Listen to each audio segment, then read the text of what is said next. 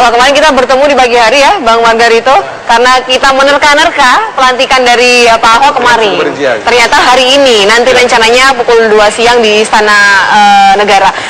Tapi terkait dengan pelantikan Ahok itu, mungkin masih ada yang terganjal begitu ya, Bang Sani ya, Anda melihatnya. Dan sudah diundang tapi pagi hari ini?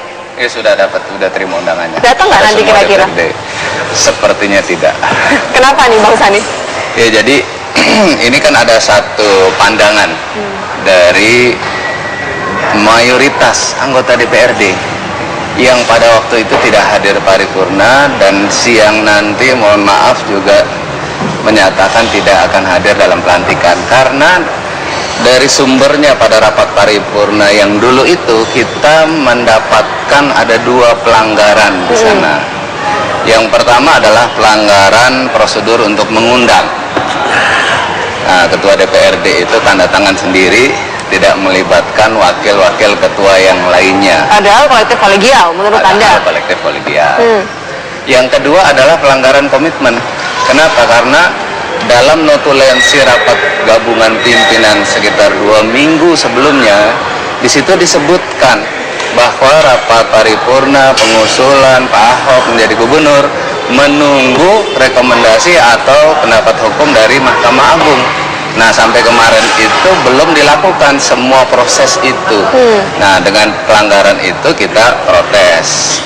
Dan ini secara de facto faktual ya, Mbak. Dalam rapat paripurna itu kan yang hadir secara fisik hanya 36 orang menurut catatan dari saya. Kan berarti kan ada 70 orang yang tidak hadir di situ. Bayangkan itu kan mayoritas. Kenapa mereka nggak hadir? Karena protes terhadap pelanggaran itu.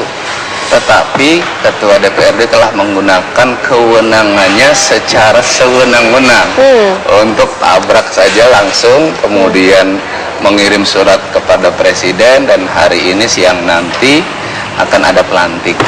Gitu. Kita lihat pandangan dari Bang Margarito lah sebagai pakar hukum tata negara terkait dengan apa yang disampaikan oleh Bang Sani terlebih. Bagaimana sih Bang? Iya, memang saya sejak semula sudah berpendapat bahwa pelantikan ini berdasarkan pasal 163 ayat 1 Perpu nomor 1 tahun 2014 tentang pilkada yang tadi di itu, ini menjadi kewenangan sepenuhnya Presiden. Kewenangan ini tidak bersyarat atau tidak digantungkan pada hal hukum lainnya. Misalnya, hal hukum lain itu misalnya mesti ada usulan dari teman-teman di DPRD yang usulan itu mesti diambil melalui rapat paripurna istimewa gitu dan seterusnya. Praktis hal-hal hukum seperti ini tidak dijadikan syarat untuk bekerjanya kewenangan Presiden. Nah, itu sebabnya memang saya mesti seperti beberapa kali saya nyatakan bahwa ini sepenuhnya tergantung pada Presiden. Kapan gubernur dilantik, di mana dilantik, yang terpenting di Jakarta ini, di ibu kota negara, sah. Begitu itu. Tapi saya dapat mengerti memang kalau Bang Sani tadi bilang bahwa ada pembicaraan, ada kesepakatan internal itu, tunggu ini dan tunggu itu, segala macam, lalu itu dimintai untuk ditaati, saya dapat mengerti itu. Walaupun memang secara hukum sekali lagi, hal-hal itu tidak menunda keberlakuan dari pasal 163 ayat 1 Perpu nomor 1 tahun 2014 itu. Nah, begitu Bang Sani. Pendapat saya. Bagaimana ketika tidak memang tidak akan menunda apa menjadi Perpu nomor 1 tahun 2014 terkait dengan pengangkatan gubernur?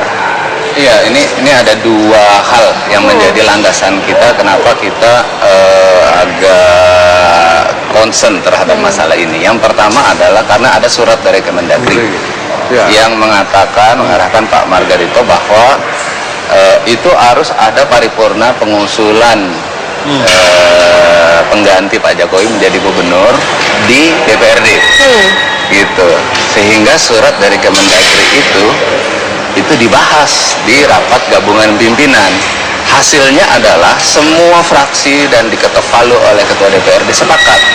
Karena ada perselisihan waktu itu antara pasal 203 dan 174 Perpu 1 tadi itu, kita konsultasi terlebih dahulu ke Mahkamah Agung. Betul. Nah, itu alasan yang pertama kenapa kita concern terhadap masalah ini. Alasan yang kedua adalah suka atau tidak suka, undang-undang mengatur bahwa DPRD ini kan bagian dari sistem pemerintahan daerah.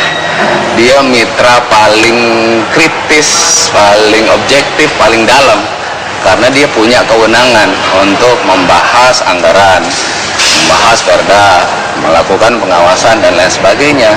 Jadi apa yang dilakukan oleh DPRD itu dalam konteks itu juga gitu loh, untuk memberikan challenge, untuk memberikan tantangan bahwa di DPRD ini ada satu mekanisme baku yang disebut dengan tata tertib, bahwa kebijakan dari gubernur ini itu bisa di-challenge oleh DPRD. Jadi kita konsen terhadap masalah ini. Sebenarnya wasit dari semua perselisihan ini menurut kita yang bisa kemudian melenggangkan ini pada satu jalan, yaitu konsultasi kita ke Mahkamah Agung. Kalau saja ketua DPRD pada waktu itu sabar menunggu 1, 2, 3 hari saja, MA keluar fatwanya, apapun fatwanya kita akan patuhi. Tapi Anda sudah mengirimkan soal itu ke Mahkamah Agung kan? Sudah. Bagaimana respon Mahkamah Agung sampai saat ini? Jawabnya nanti ya. Kita akan segera kembali pemirsa. Usai jeda pariwara berikut ini.